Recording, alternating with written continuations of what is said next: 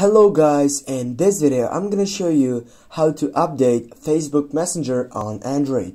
Firstly, it is so simple and so quick process. What you need to do is simply get out from your Messenger and go to your Play Store. As you go on your Play Store, on your search box you need to type here for Messenger.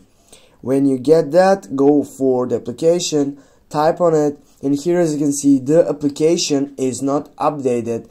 And if it is not updated, also in your case, you're going to be able with clicking on your right side for update.